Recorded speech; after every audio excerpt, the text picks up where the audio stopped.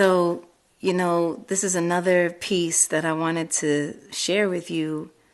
I wanted to call this Passages. I wanted to read some passages from my book, More Myself, and kind of build with you on them and what I've taken from them. And also, like I said, it feels like we're at a place with passages where we're going through our own set of passages and where that's leading us and where that's taking us. I really like this one. This is from chapter 9.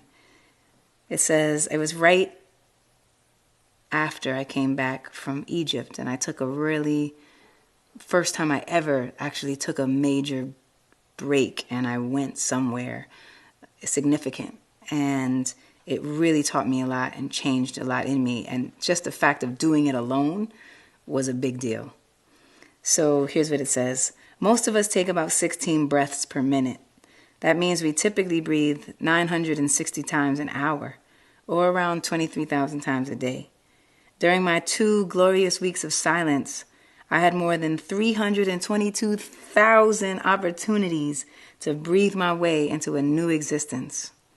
One exhale at a time, I let go of the urge to twist myself into a pretzel, trying to live up to others' expectations. I let go of the belief that if I stepped away, nothing would be there when I returned. And in place of that notion, I inhaled liberation.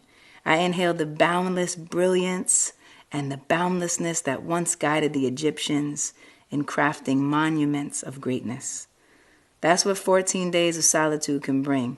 Space to breathe, time to reflect, a chance to reimagine what your life can look like.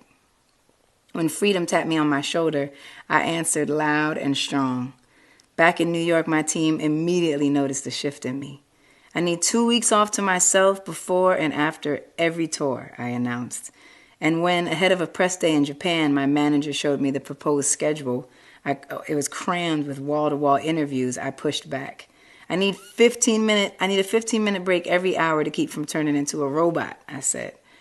I began using the single most powerful word a pleaser can ever speak. No. It took practice. When pleasing has become your MO, it's tough to consistently begin holding your boundaries, but it gets easier the more you do it. You start to realize that the earth doesn't fall off its axis because you turned down a speaking engagement or even a movie role. The world keeps right on spinning, and the gift you give yourself is more energy to do the work you actually want to be doing. Saying no doesn't make you less of an artist or a human being.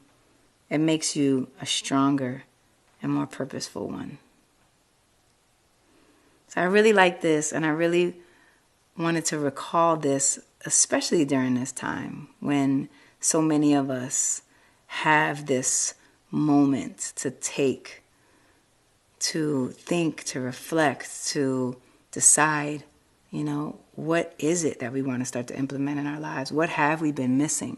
What boundaries do we need to put in place? What changes do we need to make, and how do we find the bravery to actually continue doing it and continuing honoring ourselves? For me, that still remains really, really hard, even right now, being home with the kids and helping with the homeschooling and helping to make sure bedtime is good and everything with the daytime and having a 5-year-old and then a 9-year-old and then a 13-year-old. And it's like all over the place, every hour it's like something going on. When will I find time to practice?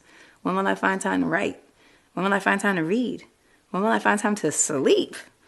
So just continuing, I'm even thinking now and thinking, how do I want to keep showing up for myself and creating boundaries that I need so that I can be a stronger human, a better mom, a better artist, a better Alicia, So I just want to leave you with that and have you think a little bit about what might you want to do and what boundaries you might need to set, and don't feel bad about setting them and about sticking to them and creating a time for you and telling everybody, this is what I need to be happy and healthy and to be myself.